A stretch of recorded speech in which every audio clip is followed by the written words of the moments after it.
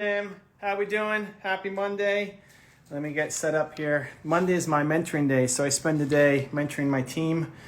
I've got 25 or so people on the team, and so I spend the day mentoring them every Monday. It's just back to back, but this is my break to chat with you guys, try to bring as much value as possible and answer questions and hopefully bring some love and value. So let's see. Welcome.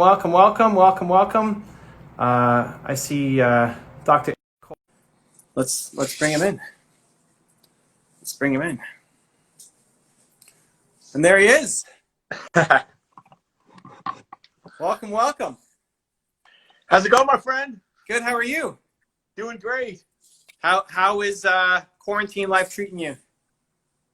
I'm still alive. I'm waiting for one of my family members to attack me or lock me in the room because I'm driving them crazy. But other than that, I'm having a great time. Where are you based? Where's home? Normally it's on an airplane because I travel so much, but now it's in Ashburn, Virginia. Oh, cool. Okay, great. I'm here in Toronto, Canada. Nice. Now, I had a couple of clients up in Toronto that I was supposed to go visit, but with the borders being closed and airports being shut down, we're doing all virtual and Zoom nowadays. Yeah, I think now that we've kind of, I mean, you're the expert on this stuff too, but now that we've kind of figured out how to bring our teams from in-person to remote, now realizing, oh, this is going to last a little bit longer than maybe we thought at the beginning, and keeping everybody safe and secure and privacy and all that stuff. So what are some of the, well, actually, maybe it's some context for my audience. Quick intro, like what are you all about? Who are you? And some of your story. So real quick, I'm a cybersecurity guy. I'm a techie. I've been working in it for 30 years, but I'm one of those interesting folks that I'm also an entrepreneur. I've bought and sold 3 different companies, and now I'm on my 4th company in cybersecurity, really trying to help make cyberspace safe, work with executives and entrepreneurs, because most people, and this is a great example with COVID-19, everyone running a business thinks of financial. They think of health, they think of competition, they think of all those factors, but the one thing that they don't control that could probably have the biggest impact is cybersecurity. So I try to raise that awareness and integrate that in so people can make sure they're addressing that aspect of their business. Because let's face it, if you're a small business and you have a hack or you lose all your customers, you could go out of business very, very quickly. So we're trying to take advantage of that. But I'm also a firm believer that when everyone else is freaking out and when everyone else is struggling, this is the time of opportunity. So if you're really an entrepreneur, we've switched everything in about 3 weeks from in-person delivery to virtual. And we're having one of the best months we've had because nobody else is switching over. All of our competition is laying people off, complaining, and being angry at the government. And I'm like, okay, you don't want to give me money? No problem. I'll make my own money. So it's about being adaptive and looking at the positive in every situation, even when everyone else around you is freaking out. How much do you think people are going to say, this kind of work from home model, not always having to go in, we're kind of liking it. We need to do more of it even when we're through COVID?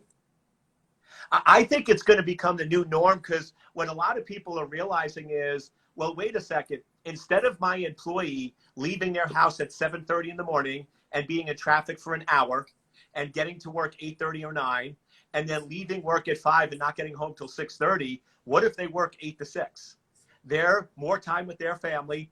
We're getting more time of them. And when you're at home, if you can get a right environment, you can actually be a heck of a lot more productive because you have less interruptions in place. So I think it's going to become the new norm. My concern, though, is, which is evident with how we're doing the Zoom calls, is I think it's going to have a huge impact on the pant business because nobody's wearing pants anymore, right? We're just wearing shirts. Like everyone's wearing suits and ties. Listen, I'm wearing pants right now, guys. Okay? You can speak for yourself there. That's amazing. Yeah, most of my business has been virtual anyway. I've got a few people here in Toronto. We've got 25 people on the team and most are around the world. So this isn't that big a difference for us. But for a lot of my entrepreneur friends, there's a bunch of people who've had to move 50, 100 people teams to all remote. And it was a giant pain to try to figure it all out in a short amount of time on top of people having anxieties and fears and all that. But now they're saying, we've recognized some efficiencies and maybe we're not going to totally get rid of the office, but this flexibility that people have been talking about, maybe this can apply to our company. Exactly. And one of the things I've learned running businesses and in cybersecurity that you got to be careful of is avoid extremes. Extremes are usually pretty dangerous. So most of us didn't realize it, but we had one extreme where we had people in the office 5 or 6 days a week, which wasn't really necessary. We've then gone to the other extreme where now nobody's in the office at all. And I think there's a balance. Like with our staff, I find that coming into the office maybe Tuesday, Thursday, there's still face-to-face, there's still value, but then the other 3 days they can work from home. So I just think it's about finding the right balance and not forcing one extreme to the other, because you're right, nobody ever tried work at home.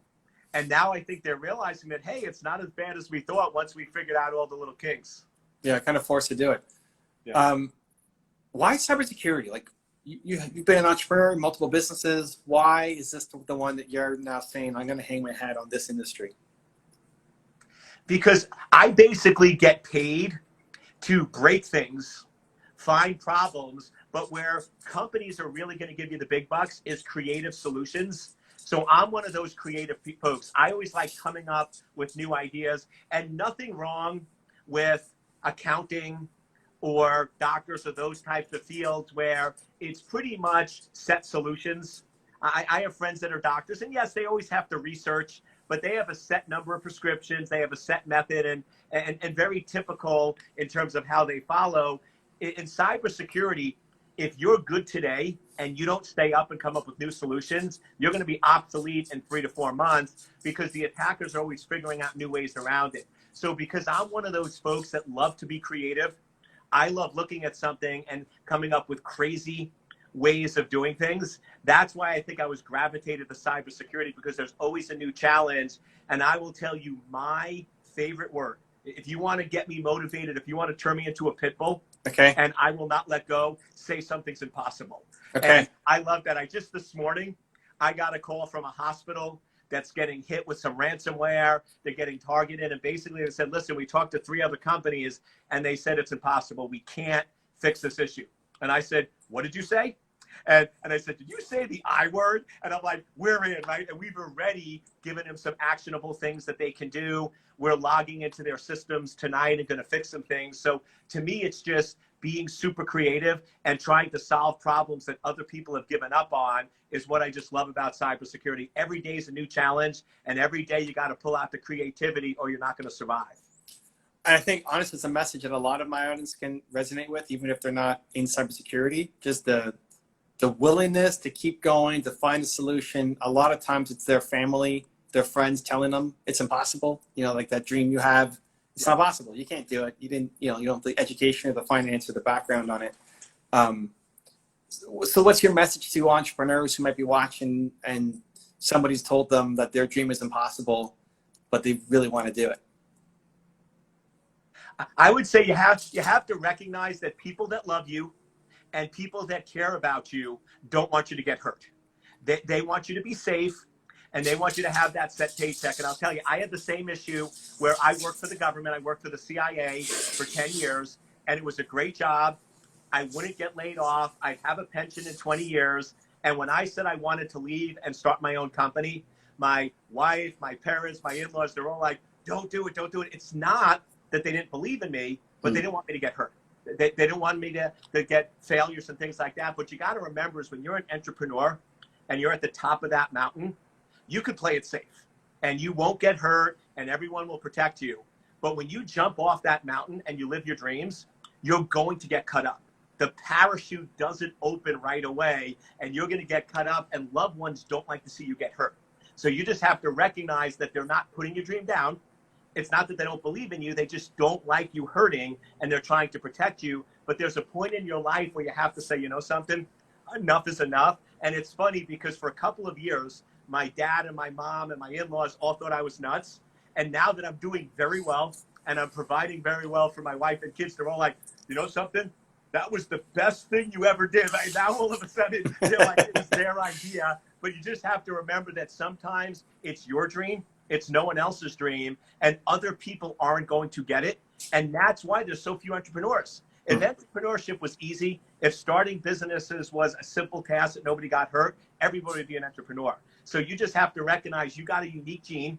You're different than the rest. Love your parents, love your spouse, but at some point you just have to believe, jump off that mountain. And if you really love what you do, it might take a month, it might take a year. You're going to fail, you're going to get cut up, but eventually that parachute opens and you're going to start living your dream. How do you navigate that conversation with those people?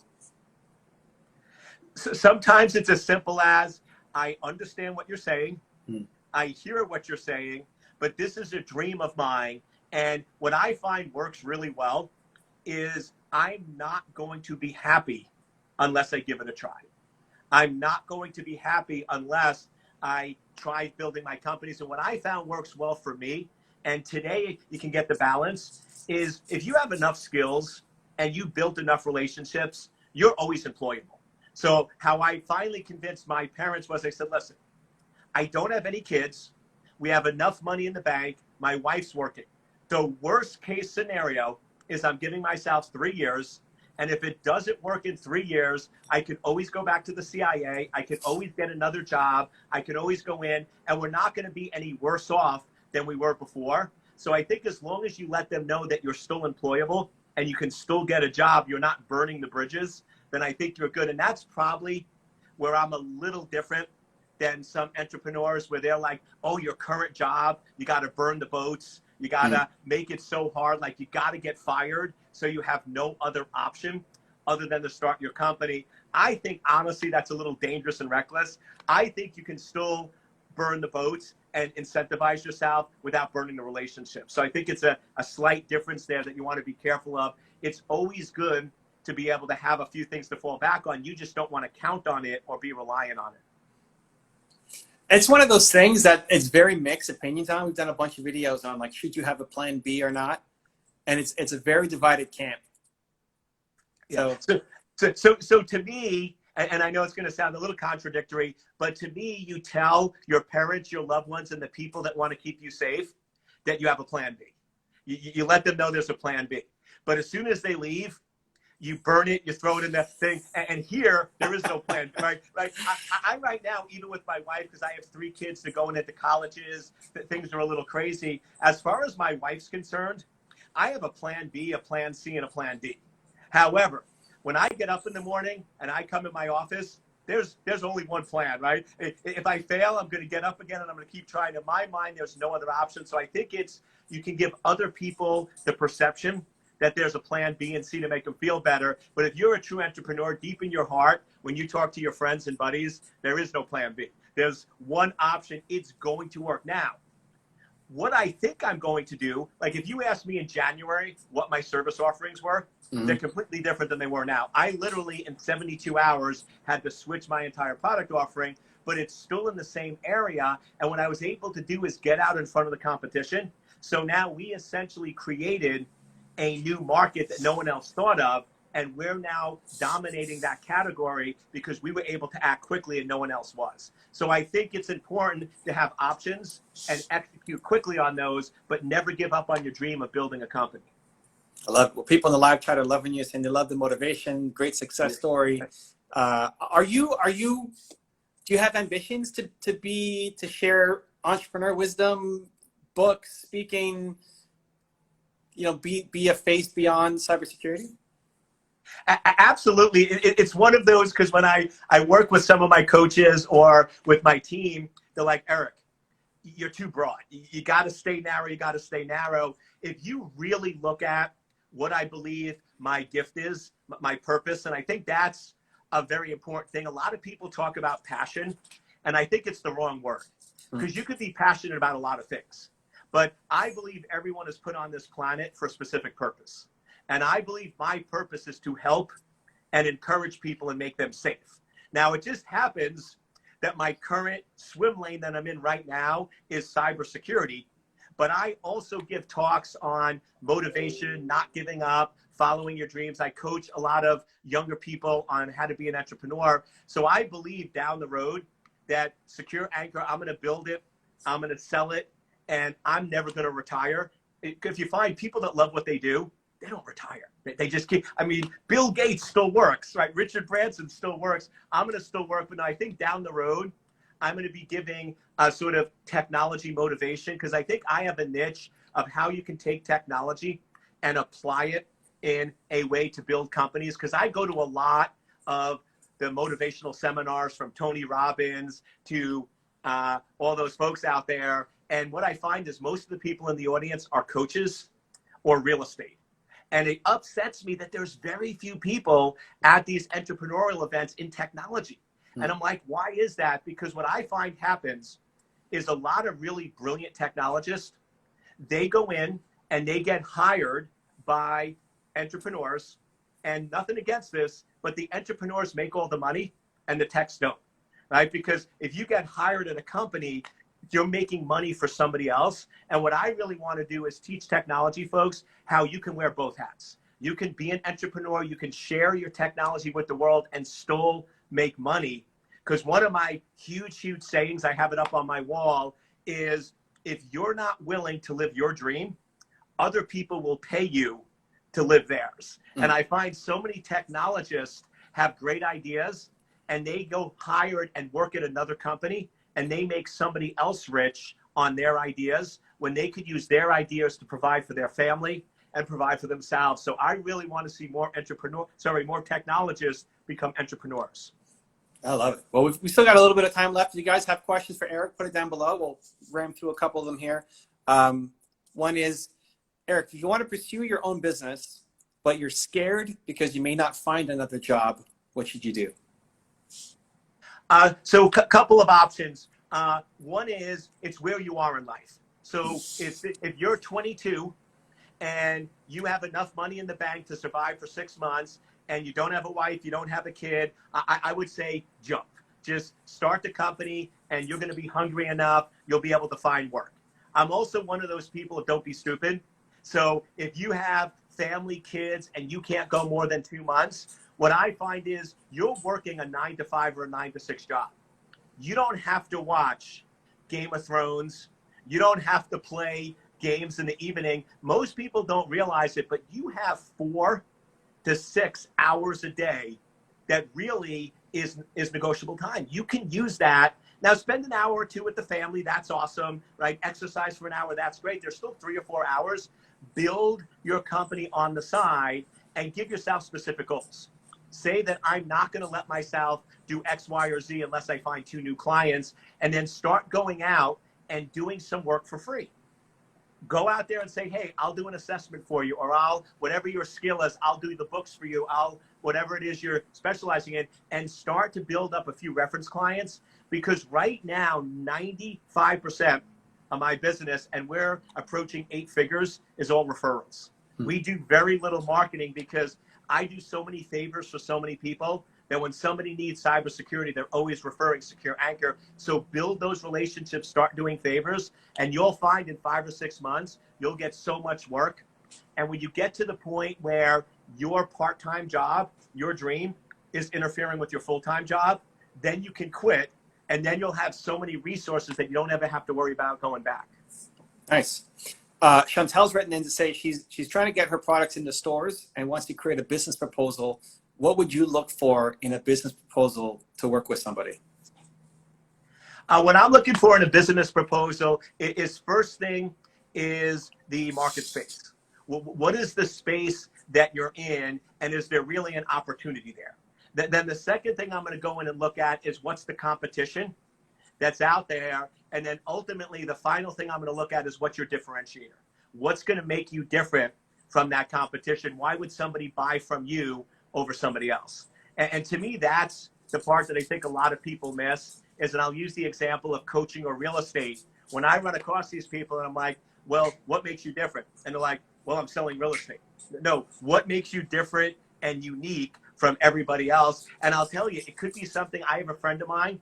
He has a very successful real estate business. What makes him different from everyone else is whenever he closes a house, he always goes in and stocks the entire refrigerator with food for the family. So when you buy a house from him and you walk in, the refrigerator has steaks, it has vets, and it cost him around $300 or $400, which isn't that much.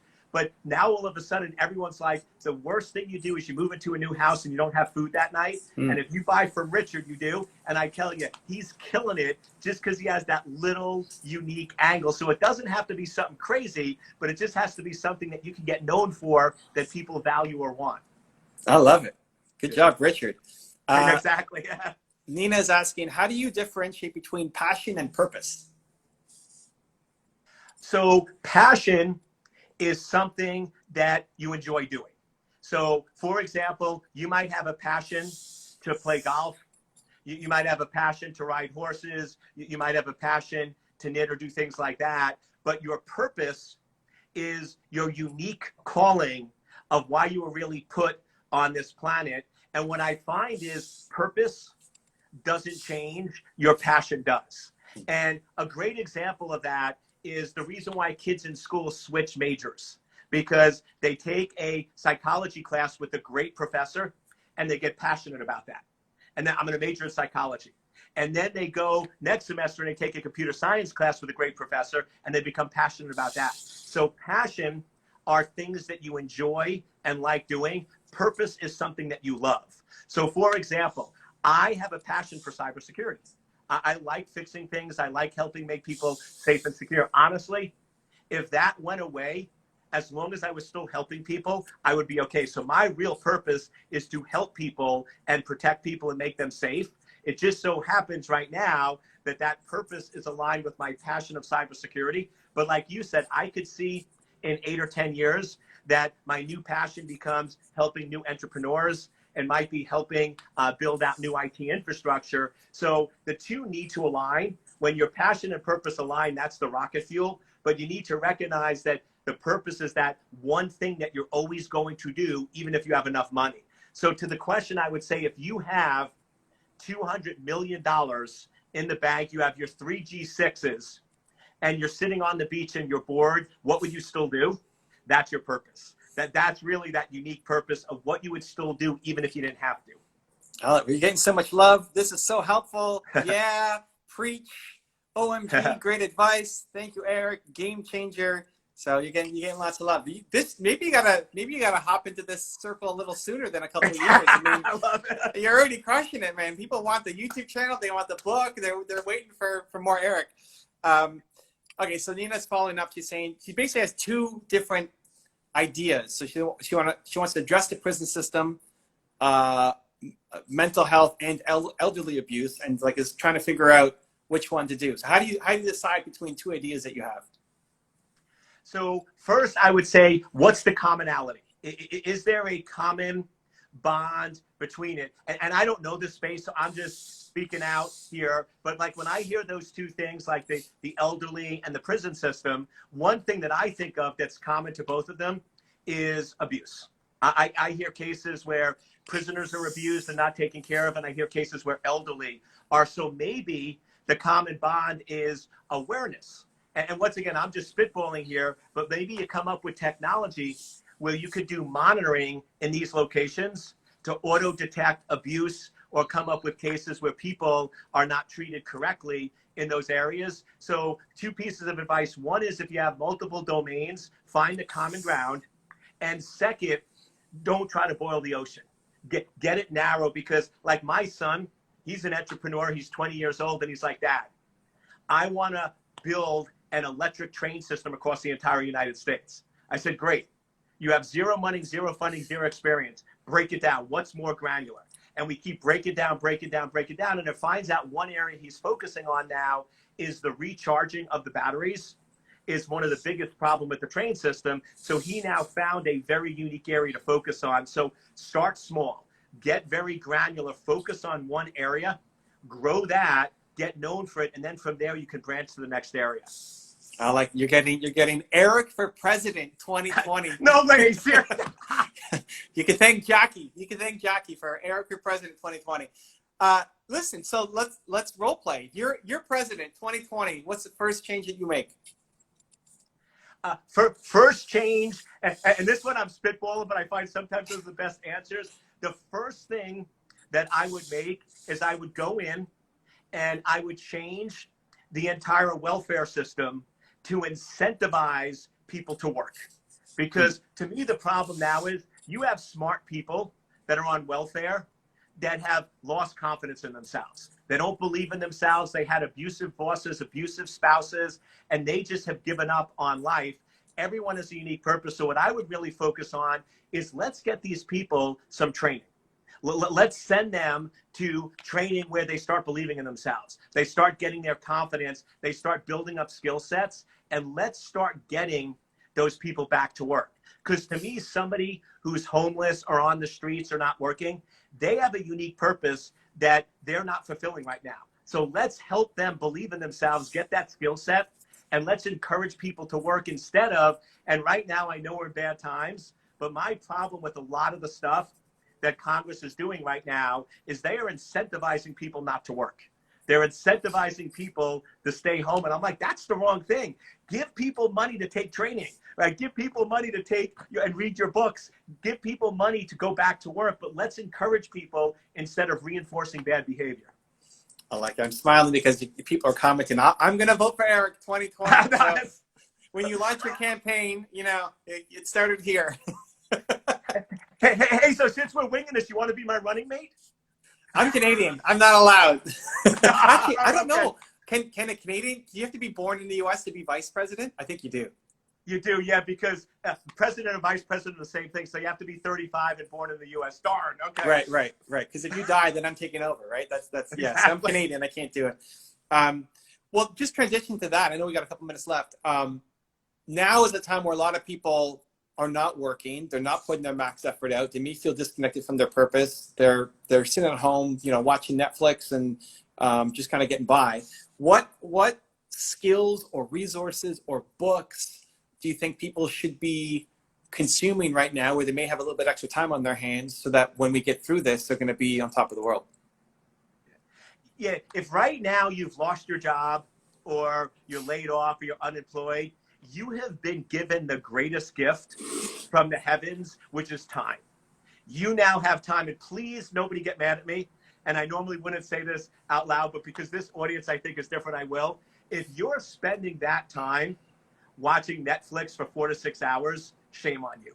You are burning the most valuable asset that you have. I would go in and I would still, and my wife gets mad at me because even though we're working remotely, I still get up at 5:30.